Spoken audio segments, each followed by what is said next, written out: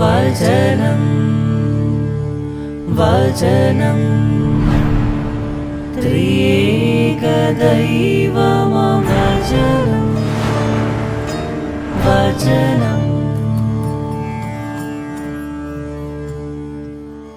Pax കമ്മ്യൂണിക്കേഷൻസിൻ്റെ cress കാന്തോസ് വചന വിചിന്തനത്തിലേക്ക് ഏവർക്കും സ്വാഗതം. ഇന്ന് തിരുസഭ തിരുഹൃദയ തിരുനാൾ ആചരിക്കുകയാണ്. തിരുഹൃദയ തിരുനാൾ എന്ന് കേൾക്കുമ്പോൾ തന്നെ ആദ്യം മനസ്സിലേക്ക് കടന്നു വരിക കുടുംബത്തിലെ വീട്ടിലെ ആ തിരുഹൃദയത്തിൻ്റെ രൂപമാണ്. കുഞ്ഞുനാളിൽ പ്രാർത്ഥിക്കാനിരിക്കുമ്പോൾ അമ്മ പറയും, ആ തിരുഹൃദയത്തിലേക്ക് നോക്കിയിരിക്കുക. മുള്ളുകളാൽ ചുറ്റപ്പെട്ട ഹൃദയം, എപ്പോഴും കത്തിജ്വലിച്ചുകൊണ്ടിരിക്കുന്ന ആ ഹൃദയത്തിലേക്ക് നോക്കിയിരിക്കുവാൻ. പലപ്പോഴും ആ നോട്ടം ആ തീ ആളുന്നതായിട്ടൊക്കെ തോന്നാം. അല്ലെങ്കിൽ ചിലപ്പോൾ പറയും യേശുവിനെ കണ്ണിലേക്ക് നോക്കിയിരിക്കുവാൻ, കണ്ണ് അനങ്ങുന്നതായി കാണാമെന്ന്. ഇന്ന് തിരുഹൃദയ തിരുനാൾ ആചരിക്കുമ്പോൾ നിങ്ങൾക്കേവർക്കും ആദ്യമേ തന്നെ ഈ തിരുഹൃദയ തിരുനാളിൻ്റെ എല്ലാവിധ പ്രാർത്ഥനയും ആശംസയും ഹൃദയപൂർവ്വം നേരുന്നു. എന്താണ് ഹൃദയം എന്നുള്ള ഒരു ചിന്ത നമുക്കൊന്ന് ചിന്തിക്കാം. എന്താണ് ഹൃദയം എന്ന് നാം ചിന്തിക്കുമ്പോൾ അല്ലെങ്കിൽ ചോദിക്കുകയാണെങ്കിൽ, കുട്ടികളോട് ചോദിച്ചാൽ കുട്ടികൾ പറയും എപ്പോഴും ശരീരത്തിൽ ഇടിക്കുന്ന അവയവം, അല്ലെങ്കിൽ ശരീരത്തിൽ രക്തം പമ്പ് ചെയ്യുന്ന അവയവമെന്ന്. എന്നാൽ അതേ ചോദ്യം യുവാക്കളോട് ചോദിച്ചു കഴിഞ്ഞാൽ അവർ പറയും അവിടെ പ്രണയം അറിയിക്കുവാനും അല്ലെങ്കിൽ ആ സ്നേഹത്തെ ഓർമ്മപ്പെടുത്തുന്ന ഒരു ചിഹ്നമാണ് ഹൃദയമെന്ന്. എന്നാൽ മാതാപിതാക്കൾ പറയുക, ഞങ്ങളുടെ ഹൃദയം ഇടിക്കുന്നത് ഞങ്ങളുടെ കുടുംബത്തിന് വേണ്ടിയും ഞങ്ങളുടെ മക്കൾക്ക് വേണ്ടിയുമാണെന്ന്. പ്രിയമുള്ളവരെ, ഇന്ന് തിരുഹൃദയ തിരുനാൾ ആചരിക്കുമ്പോൾ നമ്മുടെ ഹൃദയവും അതുപോലെ തന്നെയാണ്. മറ്റുള്ളവർക്ക് വേണ്ടി ഇടിക്കുന്ന ഹൃദയം, അല്ലെങ്കിൽ മറ്റുള്ളവർക്ക് വേണ്ടി എപ്പോഴും ജ്വലിക്കുന്ന ഹൃദയമായി മാറണം. ഹൃദയത്തിന് ഒട്ടനവധി നിർവചനങ്ങൾ നമുക്ക് നൽകുവാൻ സാധിക്കും. എന്നാൽ യേശുവിൻ്റെ ഹൃദയത്തെക്കുറിച്ച് നാം ചിന്തിക്കുമ്പോൾ ആ യേശുവിൻ്റെ ഹൃദയം എപ്പോഴും നമുക്ക് വേണ്ടി കത്തിജ്വലിച്ചുകൊണ്ട് അല്ലെങ്കിൽ രക്തം ചിന്തിക്കൊണ്ട് നമുക്ക് വേണ്ടി ഉള്ള ഹൃദയമാണ്. പ്രിയമുള്ളവരെ, ഇന്ന് തിരുഹൃദയ തിരുനാൾ നാം ആചരിക്കുകയാണ്.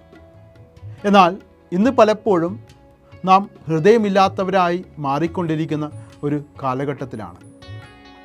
കാരണം യേശുവിൻ്റെ ഹൃദയം എപ്പോഴും സ്നേഹിക്കുന്ന, അല്ലെങ്കിൽ ഏതൊരു അവസ്ഥയിലും ഉപേക്ഷിച്ച് കളയാത്ത സ്നേഹമുള്ള ഒരു ഹൃദയമാണ്. എന്നാൽ അതേ ഹൃദയമുള്ള നാം ഓരോരുത്തരും പരസ്പരം സ്നേഹിക്കുവാനോ പരസ്പരം ക്ഷമിക്കുവാനോ സാധിക്കാതെ ഹൃദയമില്ലാത്ത ഒരു കാലഘട്ടത്തിലേക്ക് പോയിക്കൊണ്ടിരിക്കുകയാണ്.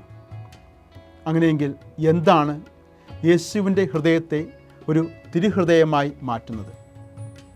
ഇന്ന് പ്രത്യേകമായിട്ട് 3 ചിന്തകൾ കൊണ്ട് നമുക്ക് ധ്യാനിക്കാം. ഒന്നാമതായിട്ട് യേശുവിൻ്റെ മനോഭാവം, രണ്ടാമതായിട്ട് യേശുവിൻ്റെ നോട്ടവും വാക്കും, മൂന്നാമതായിട്ട് യേശുവിൻ്റെ സാമീപ്യം. നമുക്ക് ഈ 3 ചിന്തകളെക്കുറിച്ച് ഒന്ന് ധ്യാനിക്കാം. ഒന്നാമതായിട്ട് യേശുവിൻ്റെ മനോഭാവം. കാരണം നാം സുവിശേഷത്തിൽ കാണുന്നുണ്ട്, 100 ആടുകളുണ്ടായിരിക്കെ അതിൽ 1 നഷ്ടപ്പെട്ടപ്പോൾ ആ 99നെയും മലമുകളിൽ ഉപേക്ഷിച്ചിട്ട് ആ നഷ്ടപ്പെട്ടു പോയ ഒന്നിനെ അന്വേഷിച്ച് ഇറങ്ങുന്നുണ്ട്. അതുതന്നെയാണ് യേശുവിൻ്റെ മനോഭാവത്തിൻ്റെ ഏറ്റവും വലിയ പ്രത്യേകത. കാരണം നാം ഇന്ന് ഹൃദയം കൊണ്ട് ജീവിക്കാത്തവരായി മാറുന്നത് കൊണ്ട് പലപ്പോഴും കണക്ക് കൂട്ടിയാണ് നാം ജീവിക്കുന്നത്. എന്നാൽ യേശുനാഥൻ അവിടെ ആ 99നെയും മലമുകളിൽ ഉപേക്ഷിച്ചിട്ട് നഷ്ടപ്പെട്ടു പോയതിനെ അന്വേഷിച്ചിറങ്ങുന്നു. നാം മാനുഷികമായി ബുദ്ധി കൊണ്ട് ചിന്തിക്കുകയാണെങ്കിൽ നാം പറയും അത് വെറും മണ്ടത്തരമാണെന്ന്. പ്രിയമുള്ളവരെ, രണ്ടാമത്തെ ചിന്ത യേശുവിൻ്റെ നോട്ടവും വാക്കും. പത്രോസ് യേശുവിനെ 3 പ്രാവശ്യം തള്ളിപ്പറഞ്ഞു. എന്നാൽ യേശുനാഥൻ്റെ ആ ഒരു നോട്ടം കൊണ്ട് പത്രോസിൻ്റെ ജീവിതം അവിടെ മാറി മറിയുകയാണ്. അവൻ ആ സഭയുടെ തന്നെ തലവനായി മാറുകയാണ്. അതുപോലെ തന്നെ യേശുവിൻ്റെ വാക്കിന് ഉദാഹരണമായിട്ട് പാപിനിയായ സ്ത്രീ പിടിക്കപ്പെട്ട് കല്ലെറിഞ്ഞ് കൊല്ലുവാനായി അവർ യേശുവിൻ്റെ അടുക്കൽ കൊണ്ടുവരുമ്പോൾ യേശുനാഥൻ പറയുന്നുണ്ട്, നിങ്ങളിൽ പാപമില്ലാത്തവർ ആദ്യം അവളെ കല്ലെറിയട്ടെ എന്ന്. പ്രിയമുള്ളവരെ, ആ ഒരു വാക്ക് തന്നെ അവളുടെ ജീവിതവും മാറ്റിമറിക്കുന്നു. അല്ലെങ്കിൽ അവൾ അവിടെ ആ മരണത്തിൽ നിന്നും രക്ഷപ്പെടുകയാണ്. കാരണം അവരാരും തന്നെ അവളെ കല്ലെറിഞ്ഞില്ല. അതുകൊണ്ട് യേശുനാഥൻ അവളോട് പറയുന്നത്, നിന്നെ ആരും വിധിച്ചില്ല, ഞാനും നിന്നെ വിധിക്കുന്നില്ല, നീ ഇനിമേൽ പാപം ചെയ്യരുതെന്ന്. മൂന്നാമതായിട്ട് യേശുവിൻ്റെ സാമീപ്യം. നമുക്കറിയാം, സക്കേവൂസിൻ്റെ ആ ജീവിതത്തിലേക്ക് യേശുനാഥൻ കടന്നു വന്നു കഴിയുമ്പോൾ അവൻ്റെ കുടുംബത്തിൽ യേശുനാഥൻ വിരുന്നിന് ക്ഷണിക്കപ്പെട്ട് വിരുന്നിനായി ഇരുന്ന് കഴിഞ്ഞപ്പോൾ അവൻ്റെ ജീവിതത്തിൽ അവിടെ വലിയ മാറ്റം വരികയാണ്. ഇത്രയും നാളും താൻ സമ്പാദിച്ചതൊക്കെ, താൻ മറ്റുള്ളവരിൽ നിന്ന് അപഹരിച്ചതൊക്കെ മറ്റുള്ളവർക്ക് 4 ഇരട്ടിയായി തിരിച്ചു കൊടുത്തുകൊണ്ട് അവൻ്റെ ജീവിതത്തിൽ അവിടെ വലിയ ഒരു മാറ്റം കടന്നു വന്നു. പ്രിയമുള്ളവരെ, ഇനി നമുക്ക് നമ്മുടെ ജീവിതത്തിലേക്ക് തന്നെ ഒന്ന് കടന്നു വരാം. അല്ലെങ്കിൽ നമ്മുടെ ജീവിതത്തെക്കുറിച്ച് തന്നെ ഒരു ആത്മപരിശോധന നമുക്ക് നടത്താം.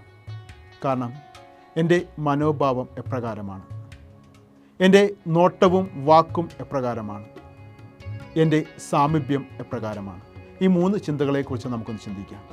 കാരണം എൻ്റെ മനോഭാവം ശരിയല്ലാത്തതാണെങ്കിൽ, അല്ലെങ്കിൽ എൻ്റെ മനോഭാവം എപ്പോഴും എൻ്റെ ലാഭേച്ഛയോട് കൂടിയുള്ളതാണെങ്കിൽ അവിടെ ഒരിക്കലും ദൈവത്തെ കാണിച്ചു കൊടുക്കുവാനോ ദൈവത്തെ പങ്കുവെച്ച് കൊടുക്കുവാനോ നമുക്ക് സാധിക്കുകയില്ല.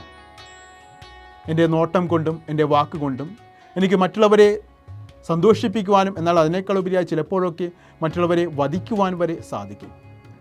അപ്പോൾ നമുക്ക് നമ്മുടെ നോട്ടത്തെയും വാക്കിനെയും എപ്രകാരമാണ് നാം ഉപയോഗിക്കുന്നത് എന്ന് ചിന്തിക്കാം. മൂന്നാമതായിട്ട് എൻ്റെ സാമീപ്യം. പലപ്പോഴും നാം മറ്റുള്ളവരുടെ സാമീപ്യമൊക്കെ ആഗ്രഹിക്കുന്നവരാണ്. അതുപോലെ തന്നെ നമ്മുടെ സാമീപ്യവും ചിലർക്കൊക്കെ സന്തോഷം നൽകുന്നതാണ്. എന്നാൽ ചിലപ്പോഴെങ്കിലും മറ്റുള്ളവരുടെ സാമീപ്യം നമുക്ക് ഒരു വേദനയോ അല്ലെങ്കിൽ ഒരു സങ്കടമോ ആയി മാറാം. അല്ലെങ്കിൽ നമ്മുടെ സാമീപ്യം മറ്റുള്ളവർക്ക് ഒരു ബുദ്ധിമുട്ടായി മാറുന്ന സാഹചര്യങ്ങൾ ഉണ്ടാകാം. അതൊക്കെ മാറ്റം വരണമെങ്കിൽ ദൈവത്തെ പോലെ ആ സ്നേഹത്തോടെയുള്ള ഹൃദയം സൂക്ഷിക്കുവാനായിട്ട് നമുക്ക് സാധിക്കണം. ഇന്ന് പ്രത്യേകമായിട്ട് തിരുഹൃദയ തിരുനാൾ ആചരിക്കുമ്പോൾ നമ്മുടെ ഹൃദയവിശുദ്ധിയെക്കുറിച്ച് നമുക്കൊന്ന് ആത്മപരിശോധന ചെയ്യുകയും ഈ ധ്യാനചിന്തകളിലൂടെ കടന്നുപോയിക്കൊണ്ട് നമ്മുടെ ജീവിതത്തിൽ വരുത്തേണ്ട മാറ്റങ്ങളെക്കുറിച്ച് തീരുമാനമെടുത്തുകൊണ്ട് അനുയോജ്യമായ ഒരു ജീവിതം നയിക്കുവാനായിട്ട് നമുക്ക് പരിശ്രമിക്കാം.